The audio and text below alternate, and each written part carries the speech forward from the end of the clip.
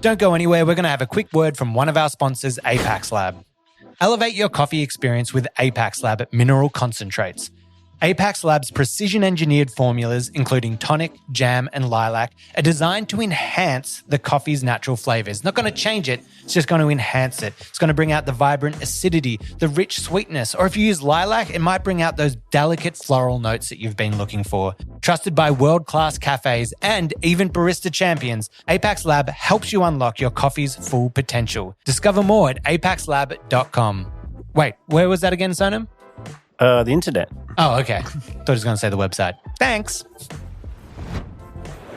Today's episode is brought to you by our amazing sponsors at Eco Barista. The reason I sound like this is because they got massages at our stand at Mice, and so I'm getting a massage while recording this message for you. They're the best sponsor of the pod that we could have had. They have the best eco products. This probably sounds really pornographic, but it's not. I'm just getting a massage. They have the best eco-friendly coffee products. They got coffee bags that you can design yourself. They got cups. They got iced coffee cups. They got everything you need. So make sure to support them because they support us. Head to ecobarista.com.au and get 15% off your first purchase when you sign up. Oh, mama, that's good. All right, welcome back to another episode of It's Just Coffee. I'm Rowan Cook, and sitting alongside me is our producer, Liam Conroy. And as always, It's Just Coffee. Today, we have a very special episode. We have one of the pioneers of convenience coffee on the ep today, founder of Newground, Connor Nestor. 6 years ago, Connor, along with his friends Ralph Jenner and Barnaby Marshall, set out to create a specialty instant coffee after struggling to find high-quality options on the market. What began as a passion for coffee and hospitality has grown into a full-service coffee manufacturing company working with some of the biggest names in the industry. We're talking about St. Ali. We're talking about Supreme. We're talking about Allpress Espresso, which, by the way, Allpress, that's the guy's last name. What a name for a coffee company, Allpress. I love that. And now he's here to explore the world of convenience coffee with us, from its origins back in the 60s to the RTD boom in the 2000s, and how Newground has paved the way for the fifth wave of coffee innovation. We'll be unpacking the origin stories of Newground, and everyone loves an origin stories. If I've learned anything from Marvel, everyone loves an origin story. We'll be looking at the methods that set them apart from the rest of the convenience game. We'll be exploring all of Newground's different innovations. We'll be looking at coffee solutions at airports and even espresso martini on tap. Unfortunately, Connor's not with us, so we don't have any of that espresso martini on hand. Damn. And we'll be asking the big question, how is this new wave of coffee being taken in commercially and culturally? But enough from me. Let's jump into the episode. Welcome to the show, Connor Nestor. Woo! And I've also got to ask straight off the bat, Are you a taken man? Are you single? I'm a taken man. Well, it should be, because I just wanted to ask this question because he's beautiful. I'm looking at this screen here and he's a handsome man. He's an entrepreneur. He's leading the way. Yes. Unfortunately for those people. I've got a loving wife. Now, Connor, you're calling in from New Zealand. Is that correct? Where are we? Yes, we're in Auckland. Actually on Auckland's North Shore, Tamaki Makaurau. Amazing. And it's pretty cold here in Melbourne. How's weather over there right now? It's just dropped off. So it's layer season. It's feeling good. Now, I have to ask, you do a lot of ready-to-drink coffees and that kind of thing. Are you upset that the tagline, "Your friend in the fridge," is already taken? Do New Zealanders know about that, or is that just like an Australian thing? Let's ask. Okay. Nah, no idea. What are you talking about? There's an old school company over here and they have like two little New Zealand guys, and it's like a dairy company, and they're like, "Your friend in the fridge" is the tagline at the end. So it would have been great for your coffee, but Same. Just like, what are you talking about? Nah. Must just be a thing on us. All right, let's jump into the as we said, the Marvel, the origin stories. We'll hear how it all began. Can you just give us kind of like the elevator pitch of like, how did Newground come to be and what is it? Yeah. So we were away at my friend Barnaby's beach house on an Easter break, and we'd forgotten to take coffee with us, and so we were just drinking like whatever was in the back of the batch cupboard, which was probably, I don't know, Red Ribbon or like any classic instant, and you drink it in a classic fashion with, heat, sugar and cream, and it was delicious. And I guess like we were kind of just like drinking that all this long weekend, and we were like, oh, I wonder if there's a way to make this taste good. And Bridgie, who's Barnaby's partner, was kind of like, yeah, you guys should make instant. And we were like, oh yeah, I guess like there's probably something fundamental to us in terms of like trying to figure something out. That's probably a little bit almost like on the spectrum type buzz. So we kind of had this idea of making like, okay, can we make a good tasting instant? And from there it was like, we're kind of brand and storytelling background guys. And so the big idea was, okay, let's make a good tasting instant coffee brand to go into supermarket against Connor and Nestor. I don't know if we tried very hard, but we sort of convinced ourselves that we couldn't find a supplier who could make the quality that we were looking for. And so we ended up going on about a 3-year engineering wormhole that led us to build what we now call the NGT extraction system, which is basically like a Willy Wonka giant coffee brewing machine. And on that journey, we had met a US startup at the time called Voila, who was sort of the guys who were making specialty instant coffee. He was just had this tiny little freeze dryer. And couldn't make a lot of the product. Lots of interest, very expensive. And so we sort of said, oh, hey, look, we can make that for you. And we sort of quite liked this opportunity that presented itself to not have to go and do sales and marketing and build a brand and just quietly get to keep tinkering away on this kind of manufacturing idea. And so through that relationship, we started making his product, and then we started making all of the collab products that he had gone and signed up. So we were instantly sort of connected into the Barn and 3FE and Notes and all of these sort of world-class, coffee roasters. And so that kind of solidified enough for us that there's demand here. Let's kind of keep going. The origin story was sort of at the batch, and it was basically this piece of twine that we just kind of kept pulling and pulling all at the same time while we had our day job. So it was a side hustle for a long time. But that was sort of the first piece. So it clocked specialty instant coffee, and we were making it for these wonderful brands. And then I guess from there we started looking at, okay, we've got this piece of technology. What else can we make? And we actually met Dale Harris, who was the world barista champ along the journey. And he was like, I want to make this kind of coffee in a box thing, or I kind of want to make something cold brew on demand. And he was working for a company called Has Been and Ozone at the time, who wanted to do it on tap. And we sort of thought, yeah, we could probably do something in that space. And so got back into the wormhole and started digging around on what are the technology we needed to build and design. And then voila, we got that product, and then we had 2 products. So we made this espresso strength coffee in a bladder and specialty instant. And then I guess through like trips to Japan and living in the States and kind of seeing cold brew culture and kind of just like canned coffee as a thing. Boss coffee everywhere. It's more like the can thing in Japan feels almost nostalgic for me, and like kind of like not even real when you're there. It's amazing feeling. That was always just like, I wonder if we could get to that spot. And so we kind of just kept kind of exploring that. And at this time, we'd basically gone from a carport with an open flame from an LPG bottle into like about 10 square meters of our artist friend's warehouse that had given us, put up some plywood walls for us to keep tinkering away at. And then into a slightly bigger warehouse where we had our brewing technology. And so we were just brewing and outsourcing a lot of the other parts. And so initially with cans, we sort of outsourced it and had lots of challenges, whether they were mechanical or either human beings who were challenging to work with or they didn't quite have the hardware that was required to make good product. So we had lots of challenges there. which ultimately led us to build our own factory, which we have here in Auckland now. So yeah, kind of we figured it out and we cocked it, and now we've got these 3 products that we produce all with our energy extraction system. So there's a long-winded way of kind of the story.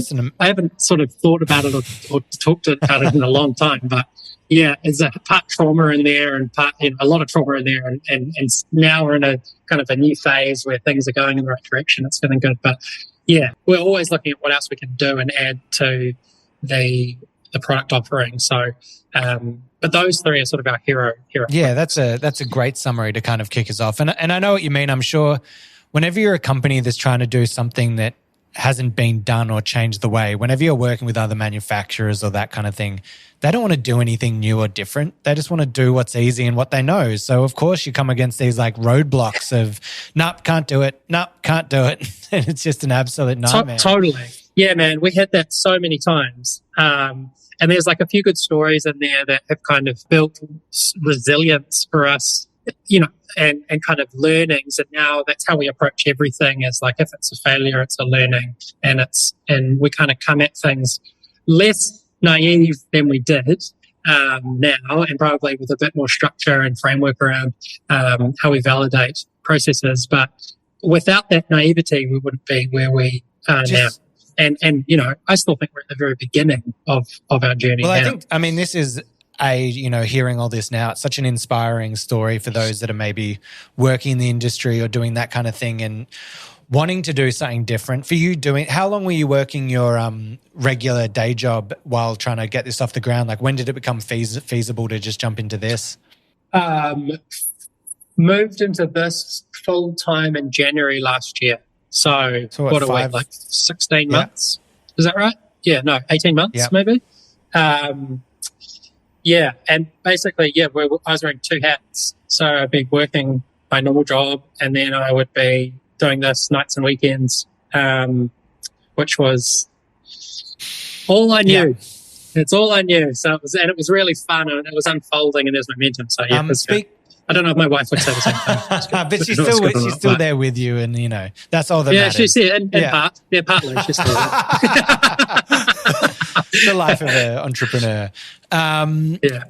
Just on that, just saying all the roadblocks that you had, what was kind of the biggest one? Like, was there a moment where you were like, we're shutting the doors, this is done? Where it's like, what was the hardest moment for you guys? I think it was the summer of 2022. We had like basically taken all these orders, done all this product development on coffee in a can for maybe like 6 customers or something like that. And we had gone from one facility which had basically fallen over because they couldn't deliver the demand that we had given them. And we ended up going into that. Our whole team ended up flying. This was up or down the country, flying down there on a Monday, working in the factory, running the factory, writing all the SOPs, doing all of the compliance, working the line, and then we'd fly back on a Friday, just furiously trying to make this product for this customer. We basically pulled out of there, and we'd found another even bigger co-packer, which the bonus was that they were just on the other side of the city, but they had the state-of-the-art machine, but really challenging people to work with. And so we had taken all of this demand into that facility, and we ran probably 500,000 cans or something like that. And that was in December. And then in January, we had come back and we had found that they had spoiled. A number of them had spoiled, or some of them were in blank cans and the labels had been mixed up and on the wrong cans, or they'd gone into the thermal processing machine and they'd exploded, or like, honestly, it was a shit show. And so we kind of had an inkling that was what was happening over the summer break, and I feel like we kind of put it off, but also no one in the business talked to each other for that. It was like the darkest summer of all time. But we came out the other side, and it cost us about like $1.2 million of stock and credit. And we just sort of thought, we're committed to this. And so we dished out credits to all of our customers. And we put together this kind of smorgasbord like supply chain of like brewing in our facility, a craft beer facility like Deep West would put it in a can for us. We'd cold freight it to another facility where we'd do processing, and then we'd ship it off to another place to put labels on it. And it was like, we did that for probably 8 months while we were trying to build this place. And so this facility where I'm at, we put together in that summer. So we kind of decided in probably March that shit, we're going to have to build our own facility if we want to do this seriously. And then we were shipping our first containers of product in December 23. So it was a pretty quick turnaround, and we just fortunately had the right people around us and the right customers, and like, thank goodness for customers who really understand it and like want to be in this category and the things that we're making. And yeah, so that was one of those, they're probably the deepest traumatic experiences in business that we've had, and that basically the biz kind of did die. But we just somehow managed to like raise a bit more money and just like get ourselves out of it. And we've completely turned the ship around, and it's feeling good now. What was the main like lesson and takeaway? Like what will you forever avoid now? Or is it literally just a personnel kind of choice? It's just decision making and like doing your DD. If you're not in control of the processes, do the DD. I don't think we would really ever do third party manufacturing again. It's so brutal. Like, you just don't get any love. You say, these guys make really fantastic at making like fizzy water or like ethanol based like RTDs, ready to drink, like boozy drinks. But because our products are so sensitive, coffee is so sensitive, milk is so sensitive, oat milk is like, these things are not easy to make products. So you've got to work with people who understand it and have got the protocols in place to be able to like have care around it and make sure that the timings are correct and all of these things that kind of go into making like world-class products. So I think we'd just go in with a more robust checklist. So speaking of world-class products, you make specialty instant, specialty ready-to-drink canned coffee. What is the big difference that separates you from, let's say, another big brand like a Nestle when you're making it? Like, what are you doing differently? Yeah, I think there's probably two parts to that. One is approach and one is process. So we've built this piece of kit called the NGT extraction system, and that is basically our contribution to the coffee industry, and we've designed it around quality. So we're trying to get out all the good tasting solids available in the coffee bean. We are trying to minimize the wastage. We're basically leaving all of that woodiness and that kind of one-dimensional like tone that you get from instant coffee. Whereas most of the big guys are just optimized for yield. So we are actively optimizing for flavor. What would their process be when they're making their instant coffee or those kind of things? I mean, like, from my understanding, it's a lot of pressure, a lot of heat. It's kind of just cooking everything out of it that you can get. Again, optimizing for yield. You're just taking as much of that stuff out as you can. I've never been in one of those plants, so I don't actually know. And as we know about just brewing coffee, if you make the consumption, if we're making a pour over or an espresso, the idea is that you want to get out just the best elements, because there's lots of solubles in that coffee that are not great tasting. Yeah. So if you're just extracting everything for the yield, I mean, that's what we'd call over-extracted coffee if we were making an espresso, and that sounds like what all these, big companies are doing to their instant. Yeah, exactly. And then, the approach piece is like, we use well-selected coffees. We work with some of the world's best coffee roasters who put in the work to know the farmers or know their suppliers, and then their decades of years of experience in roasting and refinement, kind of that all goes into, they bring that to us, and then they trust us to deliver that back to them in a format that can't otherwise be made. So a big part of what we do is approach, and that's a super collaborative piece that we bring to to manufacturing with And I'm just going to ask, NGT is your process, which you guys own. That's your technology that you've bought. Is it just New Ground Technology? Is that the acronym? New Ground Technology. Nice. I've always wanted to have something named after me. That's not fair. NGT. Oh yeah, we created NGT. What's that? You know us, New Ground Technology. Yeah, I mean, I don't know. We didn't really. It's one of those things that we just did not overthink at all. It was just like, yeah, NGT. No offense, but yeah, I can tell. Yeah. Honestly, I get it. So how does that process work? So you're using the hot water extraction. Where does it go from there? How do you cool it? How do you help preserve those flavors? How do you make it a better quality product than the others? Yeah, I mean, we don't really talk about this. The funny thing, we say we've got this big brewer. We don't really talk about it because we're super sensitive about the IP. But all the customers who come through, you can see it. It's a kind of big Willy Wonka looking coffee brewing machine. I guess in the simplest form, hot water extraction that we do over a 30-minute period. We do about 60 kgs or 120 kgs an hour. Currently on NGT1 and NGT2. We optimize those extractions within the program to give us exactly what we want out of the other side. It gathers in a collection tank, and then we put it back through a heat exchanger and chill it down below 4 degrees into a holding tank to then be processed into its final form. So there's multiple stages of filtration in there, and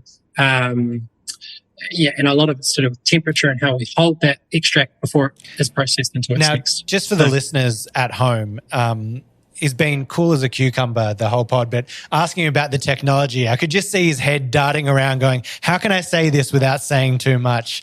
And I feel like you did a good job there. I feel like I understand it, but it's also vague enough that my team can't go build this out the back and we'll take all your business.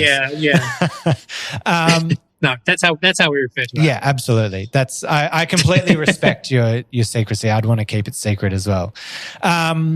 So how does it work? So we've obviously got better brewing technology that you're using there. Then how does it work in terms of sourcing? So are you specifically sourcing specialty beans? Like, how does that process work? Yeah. Everything we source. So we work in 2 different ways. With all of the roaster customers, a lot of them deliver what they do best to us, and we take that roasted coffee and run it through the process. We're finding now, because we're based in Auckland, we're actually procuring and setting like roast profiles in collaboration with roasting brands or roasters too, and then we look after that side of things on their behalf. So we're sort of an R&D and manufacturing department for a lot of customers. Everything we procure is of a specialty grade. So that's kind of how we refer to, and how most people in the industry would refer to specialty coffee as through a grading system. And we apply that to sort of, our milk inputs and all of our ingredients that we use just sort of have the same approach from a quality standpoint. But that piece is really open for discussion. If it's easier for us to purchase it and roast it and produce it for you, then we'll do that. If you want to be a part of that journey every single time, then we absolutely appreciate that also. How does that process work? Like, I'm sure it's not just as simple as like, hey, St. Ali, you've got this coffee, just send us to it, we use it, and there it's great. Because I'm sure the processing method brings out different flavors and attributes. So are you adjusting the roast, the temperatures? Like, how do you match it to what they're producing, say, in the cafe? Yeah. I think fundamentally we communicate that it is going to be different. Like, I think when we take the cafe as a reference point, and what we make is something unique and new. It's not an espresso machine that we're using. It's not a pour over. It's not a filter machine. It's kind of a hybrid of all of these methods. And so the extraction gives a different taste profile. Where we get really dialed in on is the roast profile, and then also we sample that extract out the other side. And so there's an understanding of what the system does and what it delivers, and then we finesse basically. So there are a few levers that we can pull in there, but we really try to leave it to the same thing as is what you would do with espresso. It's roast profile and it's grind particles. Yeah, it's all quite simple when you come down to it, isn't it? Smash some beans, pour some water through it. At the end of the day, that's what we've got there. But out of all the beans you've smashed and water you've poured through it, what is your favorite product that you've created? I love all products equally. I'm big into this. Coffee trend that's happening. Protein coffee. Here we go. Oh, You're talking to beefy boy over here. I'm into this. Look at, It's like I'm not a big breakfast guy. And in the mornings it's like I have my coffee when I get to work, and it's kind of, we've got this one that's got like 16 grams of protein in it, and it has got caffeine, and it tastes good, and it's like it's the perfect way to start. Were the you day. that up and go kid growing up? Were you the one just like? Honestly, I wanted to be the up and go kid, but my mum was like, "We do whole foods here." You do like grated carrot sandwiches for lunch. I'm like, there you go. But I'd always trade. Trade my like. Wait, people wanted the my carrot sandwiches for an sandwich? up and go and a list snack. Yeah, or like 100%. Yeah, it's weird. You always want. I was laughing the other day at the atrocious. Like, okay, this is no disrespect to my mum, because the food that she'd cook for us every night and was all like doing that. But like, there was a stage growing up where I remember a Strasbourg sandwich with tomato sauce in it. Do you know Strasbourg? It's like the mortadella, just like that deli made of just mushed up whatever. It's the portadella. The mortadella. And mortadella's already there. Yeah. Hell yeah. That's the kind of thing I would totally trade for. It's something magical about tomato sauce and luncheon. It's just I was exactly the same. I used to rock up with the equivalent of like a bento box kind of thing. My mom, just incredible human. I'm just like dishing that out. All I wanted was the roll-ups, and I was never allowed roll-ups. I was allowed tiny teddies. Yeah. I like any of that stuff. Yeah, Pop Tops. Oh, do you remember Cabana? Was it Cabana? Yeah. Just like the meat stick things. Yes. And my God, so bad for you. Like processed, but delicious. What a treat. We never asked you actually. What's your go-to coffee in the morning? Like, do you literally start the day with is it a proffee? Did you call that a proffee? Yeah. Yeah. The prophet of proffee over here. I go through phases because I try to not drink coffee till like I'm awake, till like maybe like 9 or 10 a.m. And I will kind of take a different route to the office most days to try and pick something up from a different like cafe or different joint. And I always like taking their specialty or signature drinks thing. So, and heaps of like new spots have got great cold options. So I'll always try those things. Traditionally, I was just like a, black filter guy, but now I'm trying to just like try stuff out. We've always got amazing coffees here. So it's like, there's a fail safe if it doesn't deliver. So yeah, even like this week I've been drinking matcha and just like giving it a go and seeing what it's like to be 20 again, So that's everyone tricking themselves into being like, I think I like it. Yeah, totally. Yeah, I definitely like the strawberry one. I'm like, I think whenever people are like obsessed with matcha, I'm like, I think you just like vanilla. Or I think you like strawberry. But it is the perfect pairing for that sweet. The savory bitter mixed with the sweet is a good combo there. So big fan of that. Just a quick question. So people in the coffee industry listening to this today, what are the kind of numbers you got to be looking at to work with someone like you and start? Like there's a cafe, a roastery out there that's like, I want to make some stuff for the shelves. What are the numbers that they've got to be looking at to do that? Yeah, we have our like MOQs have grown as we've grown. So for content at the moment, like a shift in the factory yields just shy of 50,000 cans, but we kind of just love the idea of play. So we're big, I guess, like we've got a real artistic approach to new product development. We do lean heavily on like data and, consumer trend data and sales data, but Ralph and I kind of just like to mess around. And so if someone has a really interesting idea that they want to do, or it's like a signature drink that they do in the cafe and it goes well for them, it's like we will totally explore that product. And so like numbers wise, it's like probably the smallest thing we'd do would be realistically, it's like 8,000 cans. It's still a lot of cans for a cafe. But we got different ways to cut stuff, and like we want to make cool stuff. That's the opportunity that we're in now, like we've got big customers who just like go all day, and then we've got cool stuff that we're interested in that we want to make happen because there's a real genuine interest in that, and it's a cool contribution back to hospitality scene or to a person who's working their ass off. So we really like to explore those ideas, and it's generally those ideas that have a good opportunity to be big hits later down the track. In Japan, have you seen the lemonade that when you open it, the full lid of the can comes off and there's a full slice of lemon in the top? That kind of thing is, it's sick. That's what you need, like, I want to see like the boys from Good Measure make the Mont Blanc, but I want it to be like see-through, and I want it to be somehow separated, that when you like crack it open, the cream goes like boom, boom, and like falls down to that coffee, so it's like separated. You know when you had like Yogo back in the day and you had the chocolate chips on the side, you like tip it over into the thing. I want to see that, but for the Mont Blanc, like how do we create the two-part like connection there of the cream and coffee? Or like, that is like as you open it, it like aerates the crate, like it. You know, there you go, brings it in. You know, did you guys ever drink the OG Minor Figures cans when they were doing cans? I mean, like they had the full Guinness like nitrogen tab at the bottom. It was like they were so ahead of the curve, man. They would like, I remember we weren't even in business yet, and I was buying those cans from the supermarket, going like, why does no one buy these? This is it. Like, this is the future.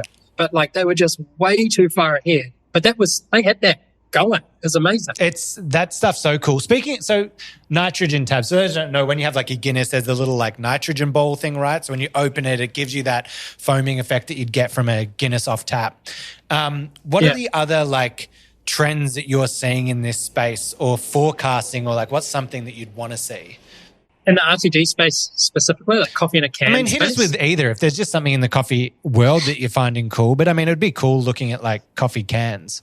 You're probably like, I've got some secret stuff that I don't want to tell you. Oh man, there's heaps of interesting things like that we'd love to like kind of do, but like it costs so much money to set that stuff up, and then by the time you've set it up, no one probably wants it because it's just like a TikTok trend. It's like cool this week, and then you've gone and spent $2 million on this little thing on the line. But I guess the things that I'm interested in are more just interesting flavor combinations. Like I say, like what the kind of baristas and the bartenders are doing with bringing flavors together in interesting ways. That's what we're interested in. Totally. Like we just want to, they make it with all the freshest and best ingredients. And then the challenge that or the way that we like to approach that is basically rip it apart and try and make it in a way that is cost effective, but does a pretty good job at tasting similar or the same through natural flavors or infusions or different processes that we've learned on our journey. So we're a bit like food techy nerdy in that regard, but we would still approach kind of how we make things the same way they would, and then we just kind of rip it apart. This is why I need to travel to like Asia and stuff. Like business partner Sonam just came back from Bangkok, and maybe we'll get him on the coffee break to talk about some of these things. But he was like, oh my God, it just puts like Melbourne to shame. Like all the innovation and the stuff that's happening, like so cool. He went to one bar that's just their whole focus is honey. So it's a cocktail bar and every drink is made with honey, but they get honeys from all over the world. They have like where it's extracted from. It's like some taste like balsamic, some taste like chocolate, some taste floral. And then they're like doing different processes like fermenting honey and doing all this crazy stuff. And like what a cool idea to be like fully focused on that. And then even in the airport, just like all the cafes and stuff, it's like, like guava, coffee, sparkling, like whatever, just all these amazing combos that we're just not exploring enough and doing enough with. So there's so much cool stuff happening. Totally. Yeah, that's the kind of space that's the opportunity for the next phase of coffee is like the quality part is expected. So there's a specialty, there's an expectation, I think, for consumers that quality is there from a trusted brand. And then the opportunity there is to just use this extract, if you will, or this coffee input as an ingredient that then goes in to build this amazing signature drink. And I mean, like, that's basically what the kids are doing now. Is like they'll use their parents' espresso machine, they'll rip some shots in the evening, chill them overnight, and then in the morning make some crazy cool drink in a clear cup that they can TikTok and like share with their friends. And they're basically just having fun. It's so awesome. Yeah, we were playing with one the other day. Everyone was doing that orange juice espresso trend. I'm like, screw that. Add chocolate to it. We had some Mork chocolate powder here. I'm like, do like a mocha orange juice. And I'm like, that thing was like insane. Yeah. And it's just screwing around. It's like, why not? The idea of sharing everything. But speaking of dumping things in your coffee, you've already talked about protein, but we've got to talk about the trend of putting supplements in coffee. I'm talking about like adaptogens range, things like collagen. I need some collagen for my skin. Put the chicken broth in my coffee. MCT oil, and I've got to say it with the Valley Girl accent. Have we got this right here? Ashwagandha. Is that how you say it? Was that good? You're showing your age. Yeah. yeah. Ashwagandha. Yeah. Explain it. Explain all this stuff that's happening. What are we doing? I mean, it's all kind of part of this like functional drink your health thing that's going on. Coffee is like a habit. It's a daily ritual for people, and it's the easiest way to deliver all of these kind of trendy supplements. And so we kind of approach that like in a way of embracing innovation, if you will. Like that's kind of just like trying to take all these things that are, proteins is a functional word that people know and they know they need more of. And that's why you're getting protein in literally everything you can buy from the supermarket at the moment. That will happen. There's lots of other add-ons like magnesium or, like all of these other things that you take in a pill format or a supplement format.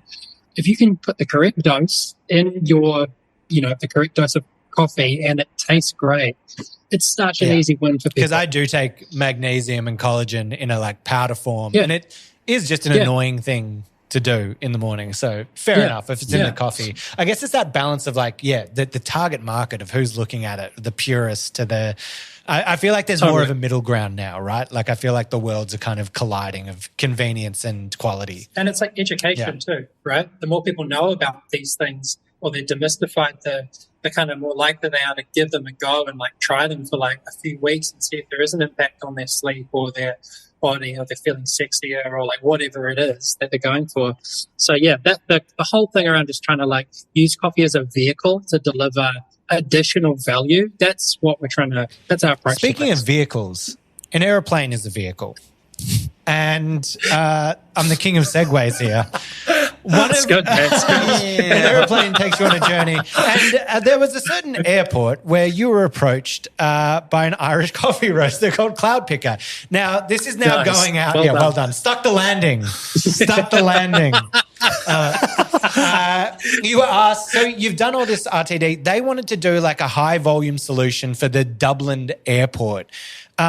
How do you take on a challenge like that? Like that feels like a very challenging kind of thing to do. And what did you come up with to solve the problem?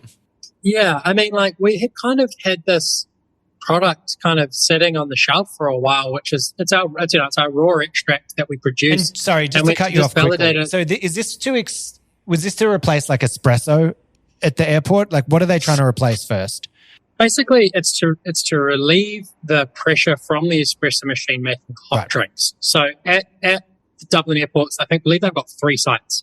They use it with a Marcode poured, which is basically like a Coke post-mix fountain, and it dispenses 20 or 25 mils of this extract from the bladder that it comes in, and then you've got another button that adds filtered water, so you've got cold brew on demand. There's a hot water button that is attached to a boiler, so you've got batch brew on demand. Or you can like make milk, to dispense your milk in, and then shot of coffee, syrup, come back to the signature drinks thing. It's like, sodas or tonics, but basically it's like a tool. So they have got, again, back to this, like how Gen Z are using coffee. It's just the same thing. It's an ingredient of a high quality that can, in hospitality, speed up service. So then they can make more flat whites, so they don't have to pull shots to make ice drinks, basically. So that was the kind of problem solve and the unlock for those guys, and great validation for us. We've been talking with this hardware company, Marco, who are from Ireland, about trying to get an awesome case study for this thing that we think could be part of the next phase of hospitality, and they picked it up and it goes well for them. So that really just came out of a need of ease of service. So what's your solution of what you're creating? Because I have seen there is this big talk at the moment about like forever it was like espresso needs to be pulled fresh and it needs to be made and poured straight away. I mean, I think Starbucks even made up some crap about shots dying and all this kind of stuff. But we are seeing a wave of like pre-batched espresso or pre-batched coffee. A lot of the times people are saying it even tastes better, like when you make a flat white with this pre-batch shot than the fresh shot itself kind of coming out. So what was your solution in this area? Yeah, I mean, it absolutely is like an alternative to espresso. I think that like espresso is still, I mean, there's Lamazocos in like sushi shops. There's Lamazocos in like every shop that you would never think there'd be a coffee machine, which is insane and so. But I think that espresso is going to be like one option for people who are on a journey within coffee, just like a pour over experience, which probably is more like a ceremony now than, if you can afford the time to go and have it, and that's amazing too. I think like our approach to that is really kind of streamlining service and allowing operators the opportunity to democratize the barista a little bit so anybody in their team can make drinks so that they can extend their drink offering from what is a pretty traditional espresso based menu to like signature drinks and like anything they can think of. They can try stuff out every day. So it's trying to bring that fun and creativity back to food service and hospitality, and then minimizing wastage. Like there's so much energy that's used from machinery and so much like dialing in so many beans, like just wastage across the whole chain of making coffee every single day. So if we can minimize that, then we're again contributing back to the owner operators who kind of, you lose money wherever you look in hospitality. So it's like this all came up from us running shops. Like we ran cafes and like big all day eatery things, and like that was so hard. That was totally the hardest thing I've ever done. I hated every minute of it. I loved opening the shop, but cleaning dishes and running the shop was such hard work. But they were very fortunate now that we've got lots of learnings on those day-to-day pains that you're going to go through. So yeah, a lot of that thinking is about problem solving for speaking of making money and running your own shops in that. Places selling a coffee concentrate versus an actual espresso shot, should they be charging less for the coffee concentrate or should they be charging the same as having a shot of espresso? I think the value is with the customer. Like, do you feel value paying $6 or $7 for a flat white, or whether it's made from espresso or from concentrate, if you can't tell the difference? Like, I think if you feel like you're paying if you were to pay $10 for something that came out of a trendy tap and you felt pumped about it, then the value's there. I think it's hard to answer that question without the context of the operator, the human who's selling it to you, the space you're in, because all of these things are layered into what value is for people now. Because you're going to pay this, there's sort of a standard for a cost of coffee, whether you're in like a dive or you're in a beautiful cafe, which is insane to me because it doesn't quite make sense. So I really think that it's all about presentation of what that firstly what that concentrate is. If it is quality, then yeah, I think there is justification to charge the same thing. But I also think there's opportunity for it to cost less because it's batched and it's made with a problem solved, a problem in mind. Speaking of airports, no. There was just a plane. There was a plane. No, I mean, speaking of value, a very expensive drink notoriously now and a nightmare for bartenders to make. You've come up with an espresso martini on tap. Yeah. Tell us about that. And does it match up to the annoying to make espresso martini for bartenders? There's some trepidation there in that tone. I know, yeah. It was such hard work to get it right. It's really Sorry good. for bringing up past traumas here. I'm just like constantly, we like tried to forget all of this and I'm just bringing it all back for you.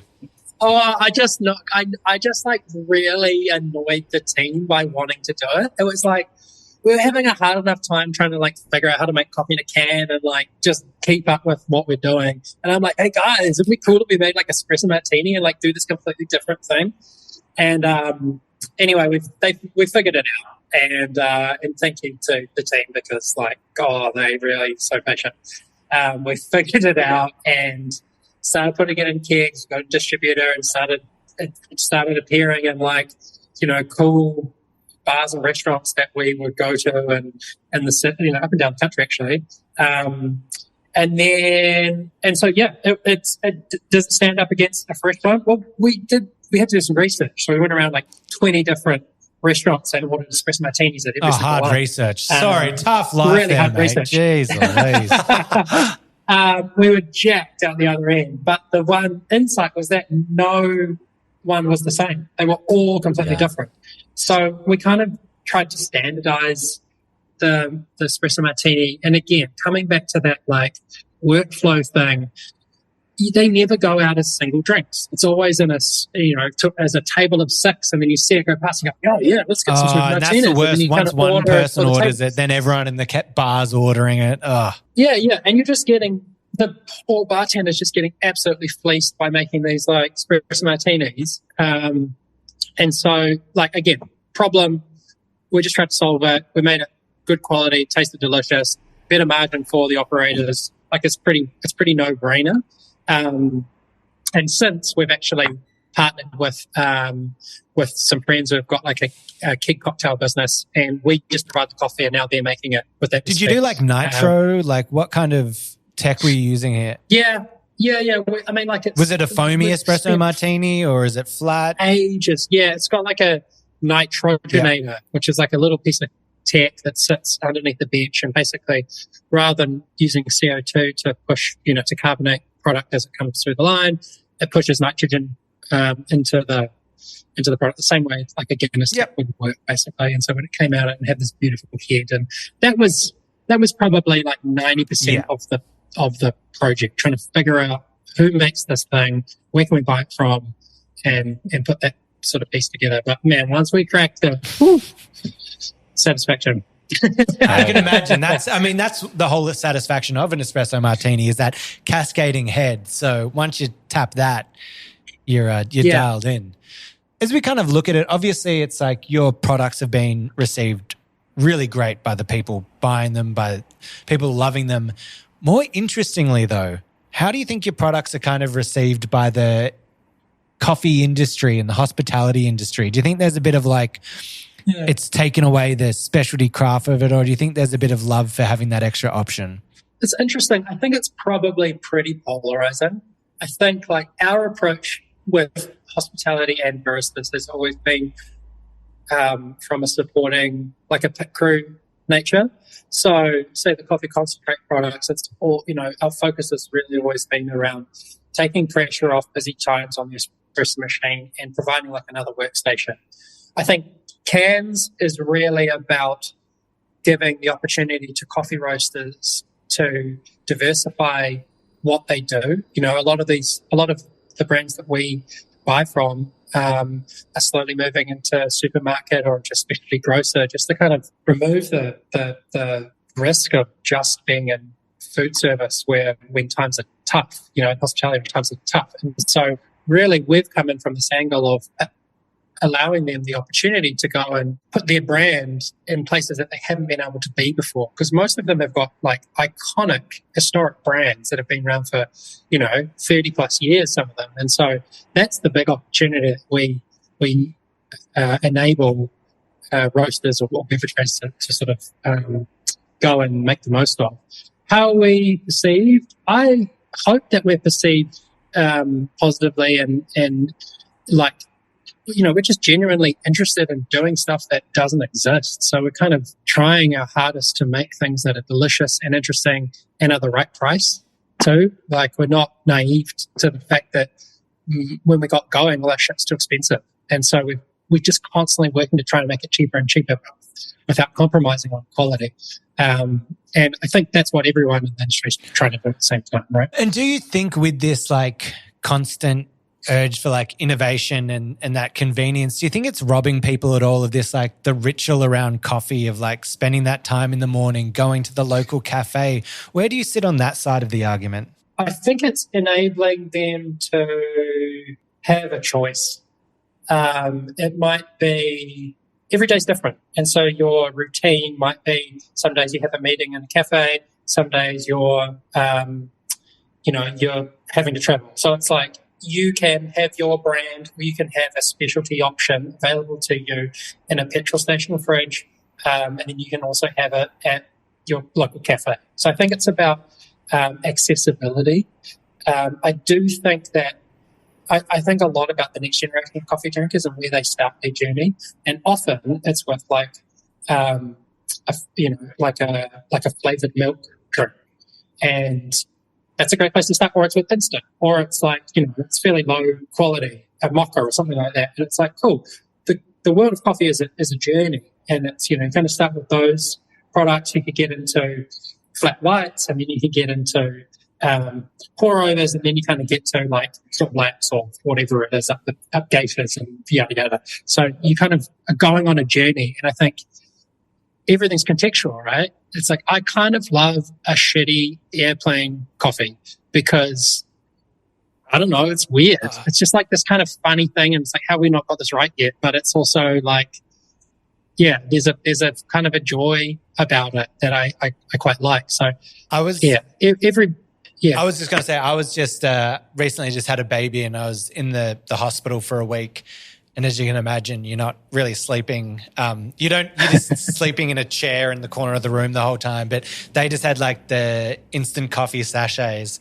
And I don't know why I was like, there's just something in this context that this hits. Like, just 100%. Like, it took me back to my uni 100%. days of doing all-nighters, that flavor of just like, this is getting me through. Even if the caffeine isn't even having an effect at that point, I'm like, this hits. It resets. It Totally. resets your barometer to like appreciate the good stuff. Just even you kind of, both of you like talking about those experiences. It's like when you get that quick grab and go, when you grab that, whatever it is, and then that moment that you do have the time. Because I think people are there's less and less time. Everyone's kind of trying to get, cut and make more efficiencies in every capacity. So there's no time for these rituals, like my partner wakes up in the morning. She's like, I just get up. And I'm like, I want to sleep.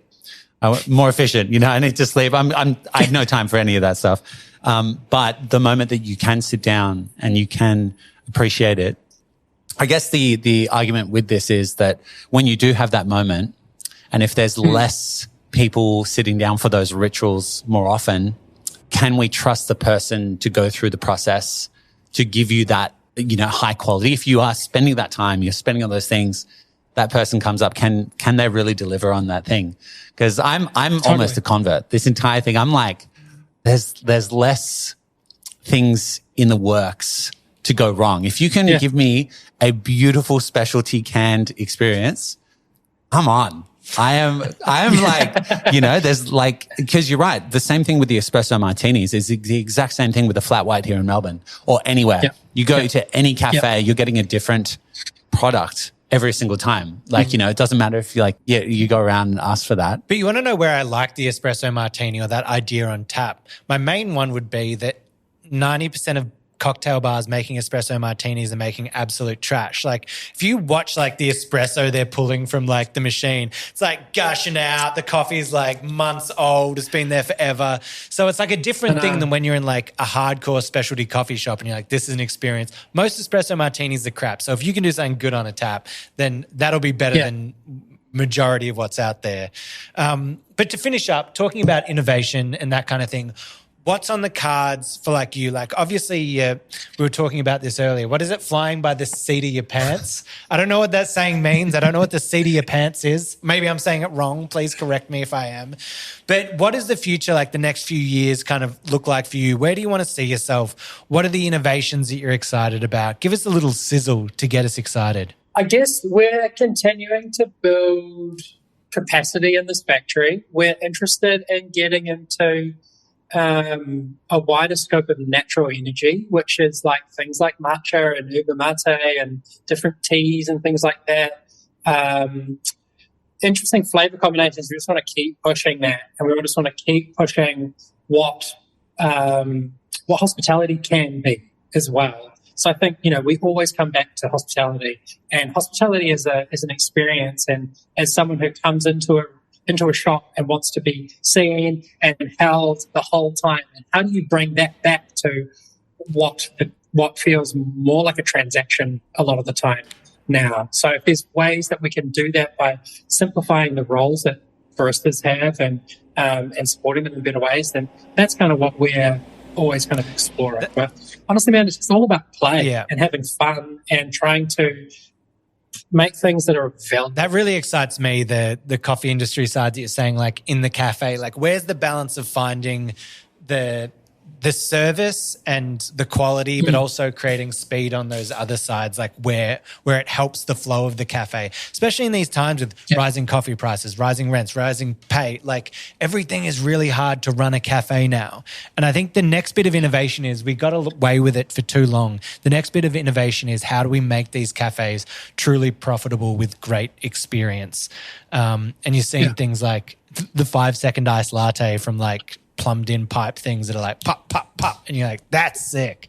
That's really cool. So that's awesome, man. I think what you're doing is amazing. I think just as a person, you're the type of guy that's like truly inspiring, just to go out there and experiment for those of us out there that are go-getters and want to do it. It feels like, obviously you have to go through a lot. You're going to go through a lot of failure to get to these great successes. But thank you for sharing your story and sharing what you're doing. I'll put you on the spot, and you better nail this. Inspire our audience. What do you have? Give us a final sentence to leave us on. This is going to be beautiful, people. Man. I'm going to get this tattooed on my forehead. Irritation causes innovation. Hey, that was so much better than I thought it was going to be. I was just waiting. He's prepared and ready to go. What was that? Irritation leads to innovation, causes innovation.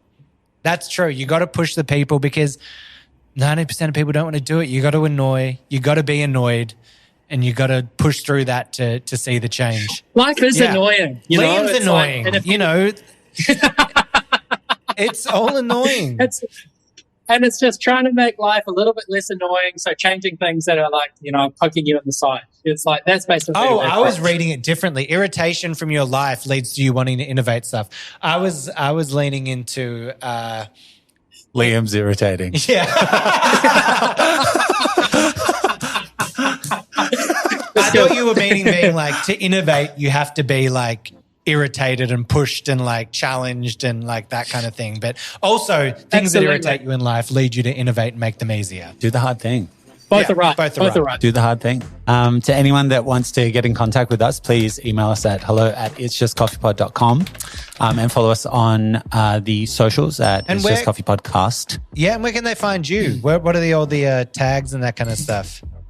At newground.coffee on the gram, and that's basically it. Just check that one out. Yeah, they've been great. If anyone wants to make some kind of RTD, instant coffees, or to innovate, it feels like I want from this podcast, I want it for you to get your next annoying, impossible to create, gonna kill you and nearly bankrupt your company idea. I want someone to reach out and be like, we've got this crazy thing and I want it to bring you to the brink of extinction to create it. But then on the other side, emerge like a beautiful phoenix from the rubble and the smoldering ashes. I love that. I want that. So someone come up with a great idea, reach out to him. And thank you for listening to our pod. Make sure you got to do this annoying thing, but if you're listening to it right now on Spotify, just click the subscribe button. It's like 1/5 of the people who listen to this pod are subscribed to it. So just hit that button. It does so much for us. It helps us grow, helps Liam, pay his rent. He's living, outside at the moment. He's got him and Katie struggling to survive. I was trying to put on the puppy dog eyes. Yeah, but, without the success of this podcast, he'll never be able to live. It's so cold. He's freezing. Cold. Good thing he's so beefy. Otherwise, he'd be freezing out there on the streets. Thank you for listening in. Thank you for joining us. It's been an amazing podcast. And as we say at the end of every podcast, it's just coffee in a can, coming to you next November. Absolutely. Rock and roll.